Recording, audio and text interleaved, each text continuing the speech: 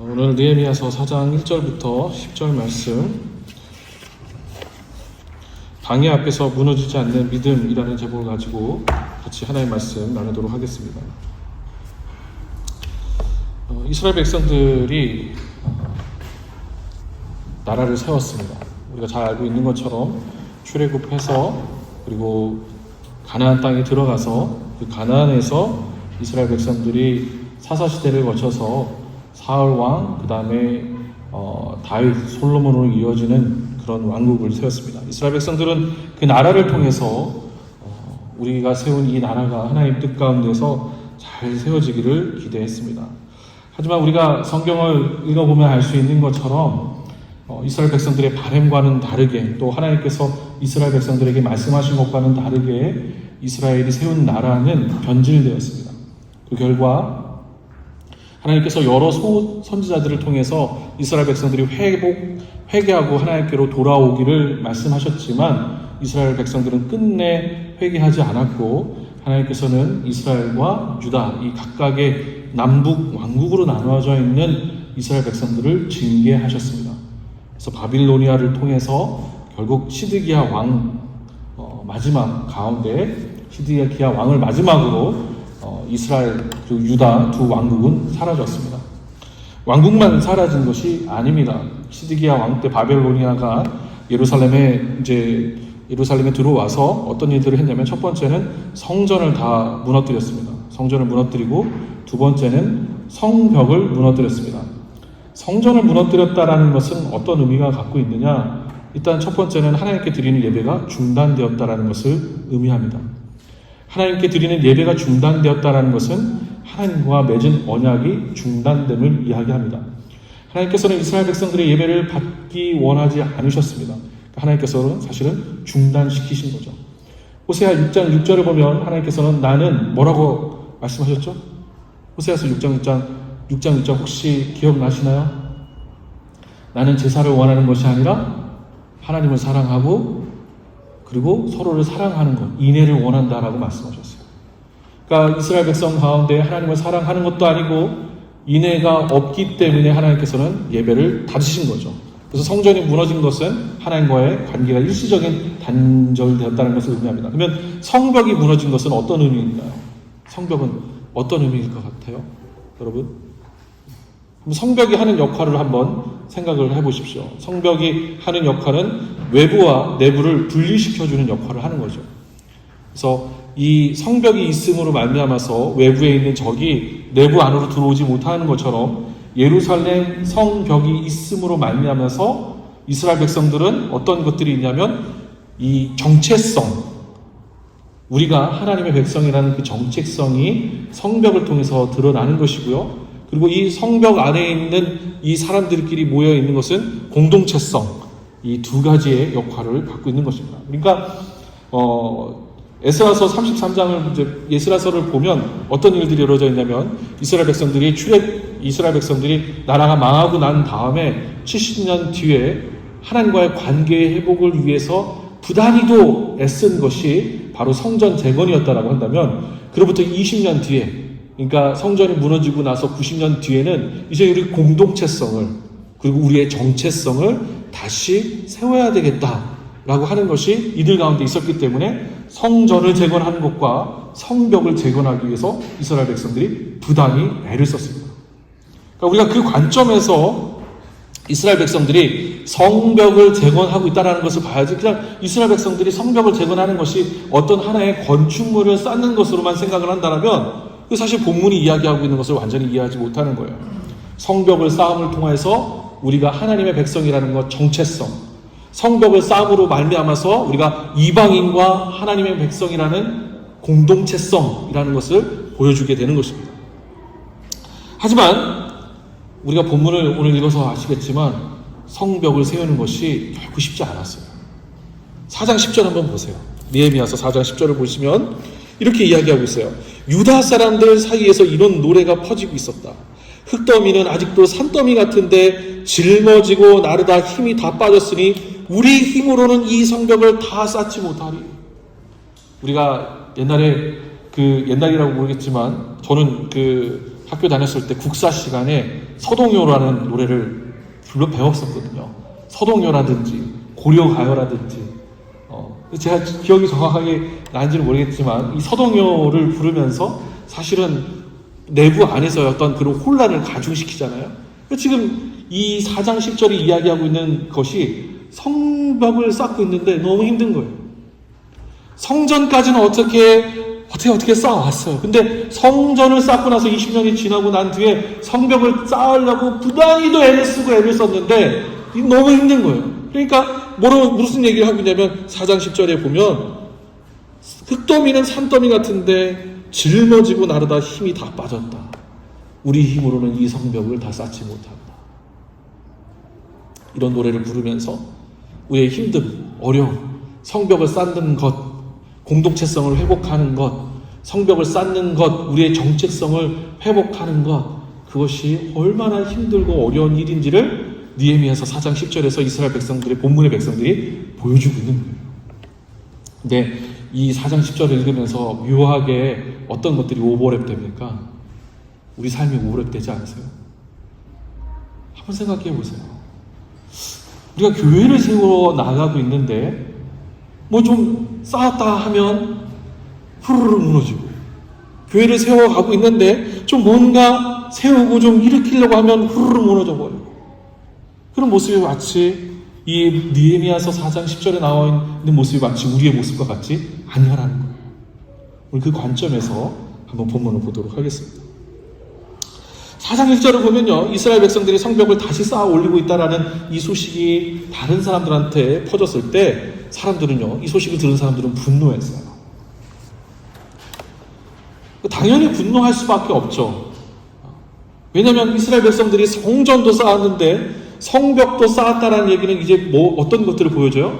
무너졌던 하나님의 나라가 다시 세워지고 있는 것을 보여주는 거예요.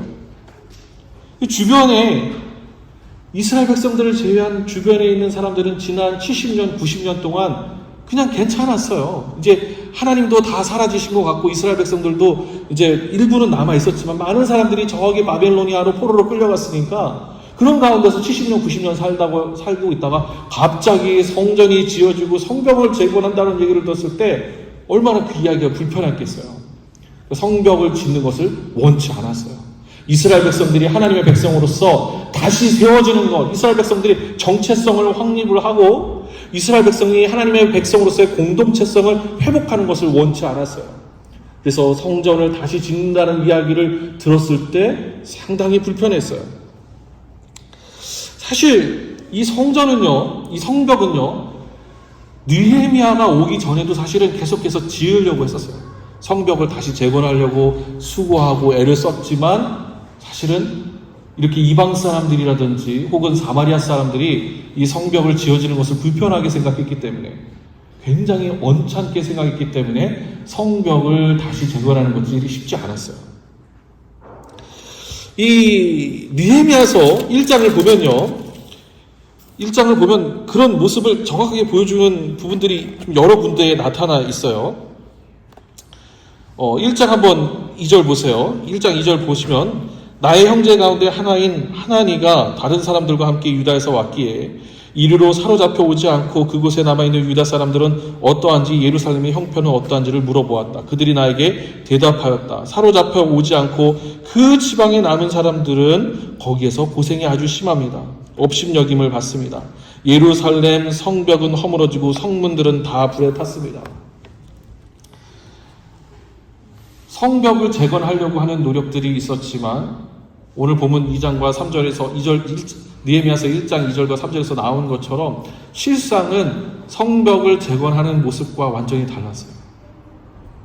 실상은 성벽의 문은 불타 있었고요. 사람들은 어떤 가운데 있었어요? 굉장히 어렵고 힘들어서 그 고생이 아주 심하다라고 이야기를 하고 있었어요. 과거에는 1,000번제를 단번에 드릴 정도로 예배가 흥왕했고 성전은 이 세상의 그 어떤 예배당보다도 아름답게 꾸며졌고 예배를 드리는 사람이 압도될 정도로 성전에서 예배가 드려졌지만 이제는 그런 영광이 사라진 거예요. 다시 성전이 재건되었지만 성전에서 예배가 어떻게 되었는지에 대한 이야기도 사실은 느헤미야서는 이야기가 되지 않고 있어요.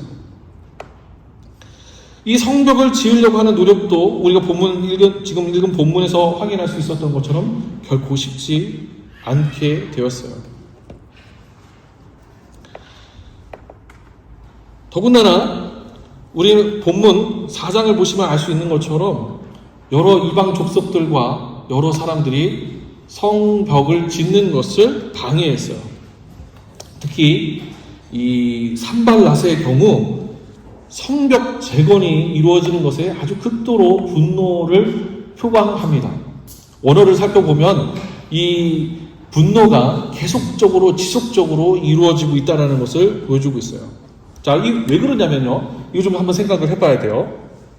산발랏은요 어디 사람이냐면 사마리아 사람이에요. 도비아 같은 경우는 암몬 사람이라서 아예 이방 족속이었지만 산발랏 같은 경우는 사마리아 사람이었어요. 근데 사마리아 사람들은 예배를 어디서 드리려고 했었어요? 예루살렘에서 드리는 것이 아니라 자신들이 따로 예배를 드리려고 했었어요. 이 사마리아 사람들 같은 경우는 또 어떤 모습이 그들 가운데 있었냐면 예배를 드리는 가운데 있어서 이방 족속들과 혼인 관계로 엮어져 있었기 때문에 하나님께 예배를 드리면서도 또 한편으로는 우상에게 예배를 드리는 일들이 겹겹이 같이 있었어요. 그러니까 산발랏의 입장에서 성전이 다시 세워지고 성벽이 다시 세워지게 된다면 사마리아 사람인 자기로서 더 이상 갈 곳이 없는 거예요. 우리가 드리는 예배가, 사마리아 사람들이 드리는 예배가 온전하지 못한 예배로 보여질 것이 뻔하게 되는 거예요.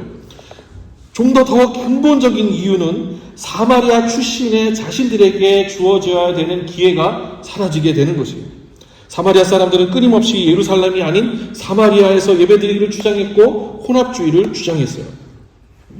암몬 사람 도비아의 경우도 마찬가지입니다. 이방 민족의 시각으로 볼 때 이스라엘이 90년 만에 정체성이 회복되어지고 공동체성이 회복되어지면 자신들은 기회를 잃게 됩니다. 그렇기 때문에 성벽 재건을 막았어요. 3절을 보면요, 4장 3절을 보면 여우 한 마리가 기어 올라가도 무너지고 말 것이다 라고 말할 정도로 성벽 재건을 조롱하고 비웃었어요. 여우 한 마리라고 했었을 때 우리가 생각할 때 어떤 큰 코요테처럼 그렇게 큰 게 아니에요. 아주 작아요. 토끼만 한 작은 여우를 이야기해 주거든요. 이런 사막 여우인데, 이런 사막 여우가 이 담을 올라갈 때에는 아주 사뿐사뿐 올라가는데 지금 그 여우가 올라가도 무너질 정도로 이 성벽이 아주 부실해졌으면 좋겠다, 이렇게 재건을 조롱하고 비웃었다라는 거죠. 자, 이것이 외부적인 상황이었어요. 그러면 내부적으로는 왜 이렇게 성벽을 재건하려고 했을까? 아까 제가 말씀드렸죠? 공동체성이 회복되어지는 것, 그리고 정체성이 회복되어지는 거라고 말씀드렸습니다. 좀 더 생각을 해보면요, 성벽이 재건되는 것은요, 단지 울타리가 회복되는 것 이상의 의미를 갖고 있어요. 성벽이 없으면요, 누구나 예루살렘 안으로 들어올 수 있습니다. 누구나 예루살렘 안으로 들어온다는 것은 예배가 언제든지 변질될 수 있다는 것을 보여주는 거예요. 예를 들어 이 예배당과 예배당 밖을 한번 생각해 보시기 바랍니다. 이 예배당 안과 밖을 생각해 보면요, 우리가 지금 여기서 예배를 드리잖아요. 근데 이 밖을 나가면 어떻게 되어져 있습니까? 바로 도로 환경이 펼쳐져 있죠. 건물이 있으니까 외부와 내부가 구분이 됩니다. 소음이 차단되고 외부 환경에서 영향에서 자유롭습니다.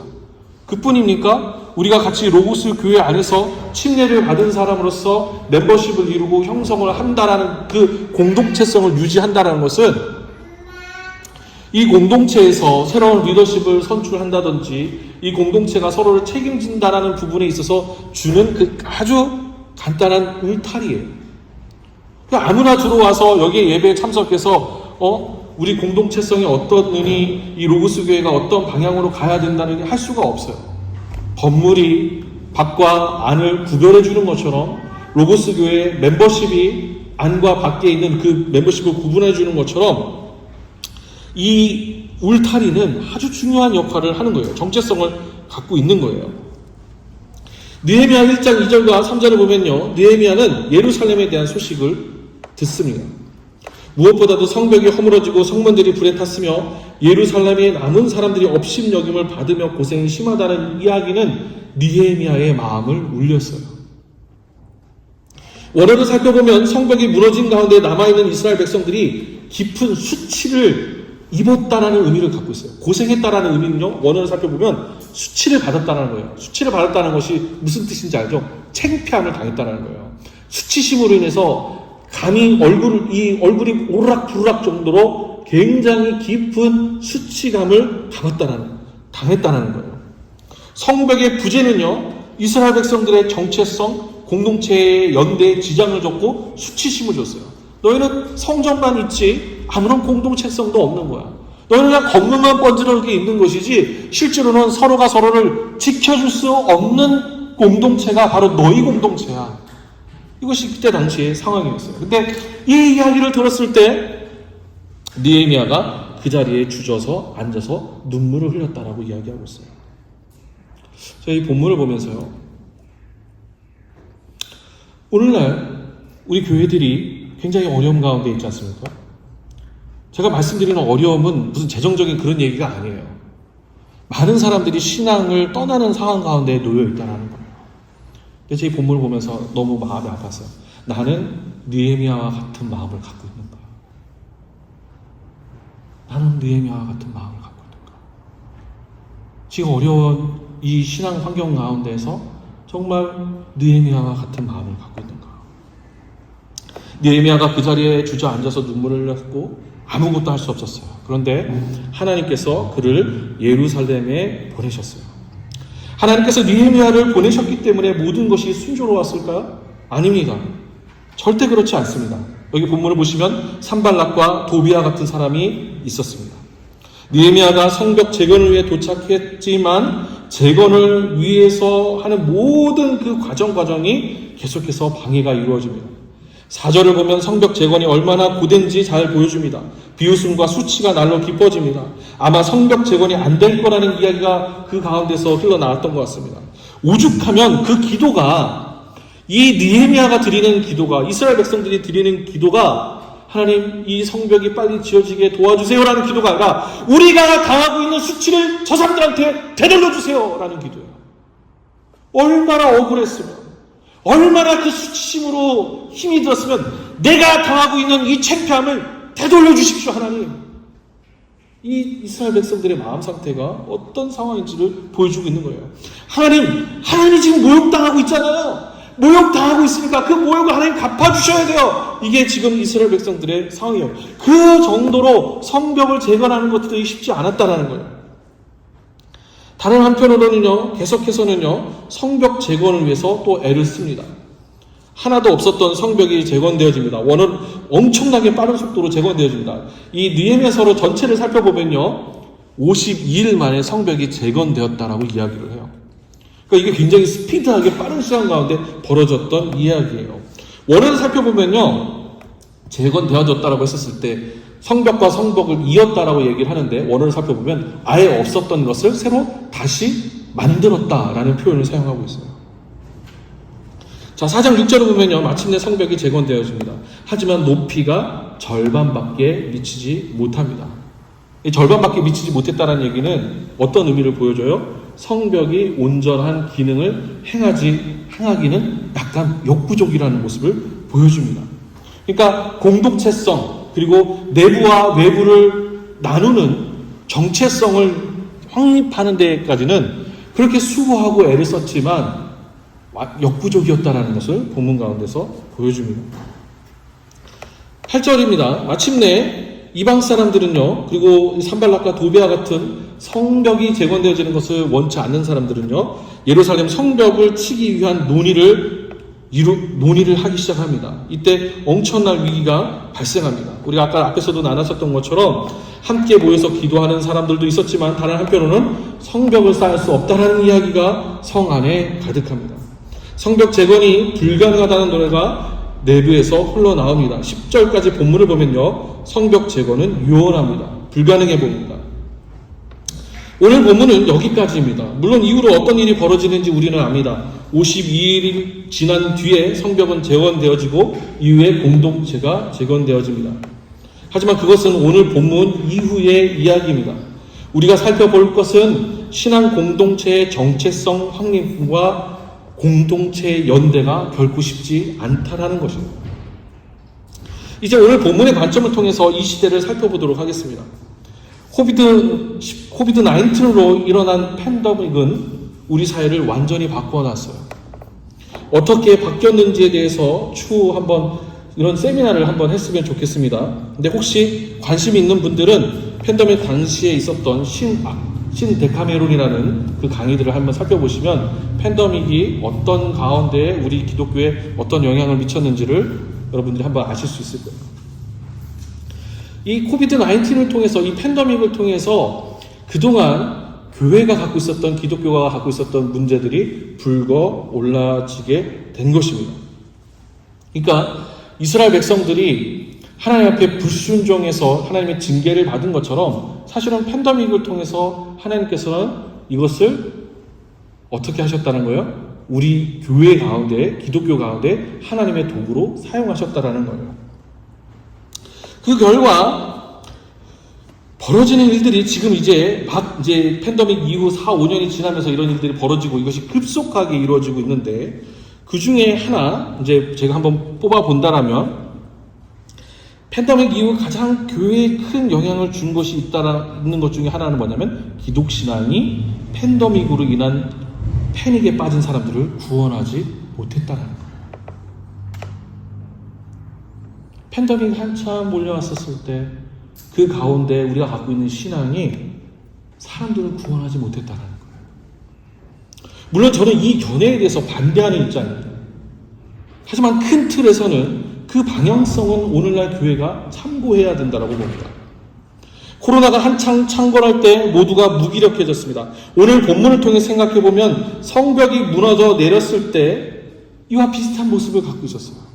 사람들이 팬데믹 때 실직했었을 때, 패닉에 빠졌을 때 교회가 사실 울타리 역할을 하지 못했던 것처럼 바벨로니아가 쳐들어와서 성벽이 무너지고 그리고 성전이 무너졌었을 때 이스라엘 백성들에게 있어서 그 당시에 있었던 그 신앙이 그 울타리 역할을 하지 못했다는 겁니다.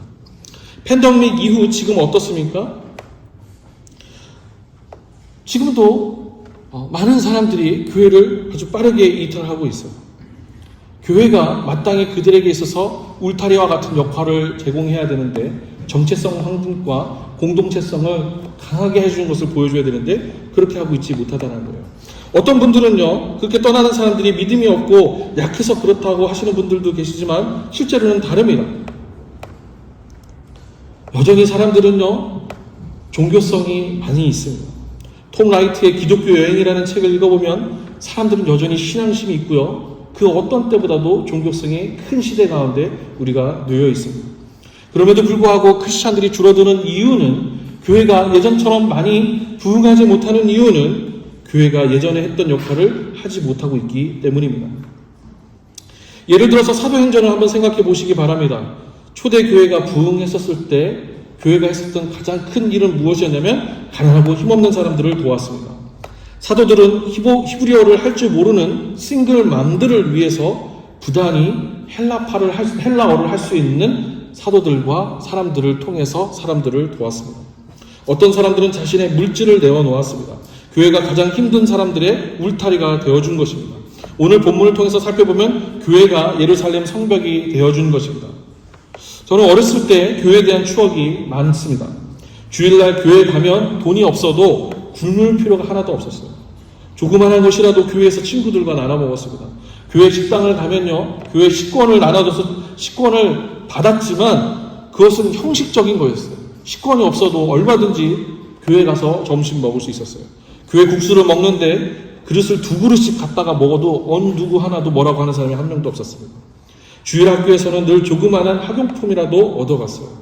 고등부 교사로 봉사할 때, 유치부 교사로 봉사할 때 조그만한 콩고물이라도 유치원 아이들이 하나씩 받는 거면 교사들도 다 똑같이 먹고 마시고 함께 지냈어요. 교회라고 하는 것은 항상 어떤 어려움도 있었지만 그 가운데서 그 교회라는 울타리 가운데 들어오면 내가 먹는 거, 입는 거, 사는 것, 이런 것들을 항상 지켜주는 공동체였다는 거예요. 힘들고 어렸었을 때 사람들을 돕는 일들이 만연했었습니다. 밴쿠버로 돌아와서 한번 생각해 보시기 바랍니다. 왜 사람들이 신앙생활을 중단할까요? 어느새 기독신앙이 그들의 성벽이 되어주지 못하고 있기 때문입니다. 물론 교회 안에서도 할 말은 많습니다. 예전처럼 사람들이 신앙생활을 그렇게 하지 않아요. 예전처럼 헌신적이지 않아요. 예전처럼 주일 성소를 하지 않아요. 나 때는 이렇게 했는데 라는 말이 절로 나옵니다. 하지만 오늘 본문이 말하는 것은 무엇입니까? 그런 어려움들은 원래 있다라는 거예요. 성벽을 재건하기 위해서 수많은 방해 가운데서 오늘 본문이 이야기하고 있는 것은 무너지지 말고 믿음을 가져라는 거예요. 그러니까 지금 오늘 우리 시대 가운데, 우리 로고스 교회 공동체 가운데 하나님께서 사명을 부어 넣어주신 거예요. 오늘 수많은 사람들이 신앙을 떠날 때 여러분들이 함께 예배를 드리고 여러분들이 함께 교회를 세워나가는 것은 어떤 일을 하고 있는 것이냐면 성전을 세우는 것과 성벽을 세우는 일을 지금 함께 하고 있는 거예요. 많은 사람들이 교회를 떠나고 신앙생활을 떠나는 가운데 하나님께서 우리 공동체에 맡겨주신 것은 우리 교회가 예배가 회복되어지고 교회의 정체성, 교회의 울타리를 세워감을 통하여서 어떻게 하신다는 거예요? 이 마지막 시대의 가운데 우리 교회가 빛과 소금의 역할을 감당하는 교회가 되기를 하나님께서 원하신다는 거예요. 교회 밖을 돌아보면요, 온갖 수치를 당하고 어려움 가운데 놓여있는 사람들이 있습니다. 치솟는 렌트비로 인해서 경제적인 어려움을 당하고 있는 이들이 있습니다. 얼마 전 어느 분이 인터넷 가운데 학비가 너무 비싸서 고민하는 글을 올렸어요. 근데 그때 제가 읽은 것은 10년 전에 제가 와가지고 읽었었던 그런 따스러움이 아니라 사람들이 그 학비가 없어서 어렵다는 이야기를 보고 어떤 글을 올리냐면 수많은 사람들이 그를 조롱하고 있는 거예요. 한국으로 돌아가라! 라는 이야기가 비아냥 섞인 글들이 난무했어요. 난민 문제, 피부색에 따른 문제 모두 다 말을 안 하고 있을 뿐이지 사실 그런 이야기들을 어느 곳에서나 다 할 수가 하고 있어요. 이런 가운데에서 교회 안에 있는 사람들 역시도 그와 크게 다르지 않다라는 거예요. 우리가 흔히 하는 얘기들 중에서 가장 쉽게 하는 얘기가 어떤 특정 나라에 대한 이야기들을 많이 웃으면서 얘기하지 않습니까? 그 나라 사람들만 섞이면 뭐 어떤 일들이 벌어지고 있어, 어떤 일이 벌어지고 있어. 근데 그것이 사실은 건강한 교회를, 그리고 교회라는 울타리를 만들어가는 데 있어서 좋지 않다라는 거예요. 우리가 예배를 드리는 이유가 무엇입니까? 앞서 호세아서 6장 6절에서 하나님께서 원하시는 예배는 제사가 아니라 사랑과 하나님을 아는 것이라고 말씀드렸습니다. 예배는 내가 감동받고 내게 좋은 이야기를 듣기 위함이 아닙니다. 여러분 오해하지 마세요. 예배는요, 여러분 은혜 받고 은혜 받았다라는 얘기는 내가 듣고 싶은 이야기 듣고 감동스러운 이야기를 듣는 것이 예배가 아니다라는 거예요. 여러분 감동스러운 이야기를 듣는다고 해서 눈물을 흘렸다고 해서 여러분 그것이 1년 전, 2년 전, 10년 전에 받았던 그 기억이 얼마나 기억에 남습니까? 예배는 말씀에 비추어서 내 삶을 돌이키는 것입니다. 참된 예배는 좋은 말씀 잘 들었습니다가 아니라 목사님 그 말씀이 저로 하여금 참 불편하게 하네요. 그 말씀 참 되게 거슬립니다 라고 하는 것이, 그것이 여러분 예배 가운데서 여러분들이 들어야 할 말씀입니다. 사랑하는 로고스 교회 여러분, 우리 교회가 왜 세워졌습니까? 선교 구제의 말씀을 위해서 세워졌습니다. 그럼 여러분 하셔야 될 일들은 마땅히 해야 할 일들이 분명히 있어요. 성벽을 재건하시는 거예요. 교회가 해야 할 일들을 다시 일으키셔야 되는 거예요. 정체성 확립과 세상과 무엇이 다른지 여러분들이 구분되어지셔야 되는 거예요. 공동체성을 회복하셔야 되는 거예요. 물론 어렵습니다. 오늘 본문에도 그렇게 나와 있지 않습니까? 온갖 수치를 당하고 여우 한 마리가 살짝 올라만 가도 무너질 것 같은 성벽이라고 말하고 있지 않습니까? 여러분 보시기에 어쩌면 우리 교회도 마찬가지일지도 모릅니다. 그러나 그건 당연한 것입니다. 사탄이 주는 방해 앞에서 여러분 무너지지 마시기 바랍니다. 하나님께서 인도해 가시는 것을 여러분 보시고 있지 않습니까? 제가 한번 삶을 돌이켜 보니까 하나님께서는 부하게도 가난하게도 하지 않고 딱 하나님을 의지할 만큼만 주시고 그렇게 인도해 가시더라고요. 제가 로고스 교회를 쭉 놓고 볼 때 이 로고스 교회 목회 역시도 마찬가지였어요. 그래서 여러분들은 여러분들이 생각할 때는 여러분들이 이영지 목사의 목회를 돕는다라고 생각하는데 제 관점에서 그렇게 생각하지 않아요. 목사는 여러분의 신앙생활을 돕는 거예요. 그러면 한번 10년이라는 그 삶을 지켜보세요. 아슬아슬하면서도 하나님께서 교회를 이루어 가지 않습니까? 세워져 가지 않습니까? 하나님께서는 이 로고스 교회를 부하게도 가난하게도 하지 않고 하나님을 의지할 수 있는 상태로 계속해서 이끌고 가세요.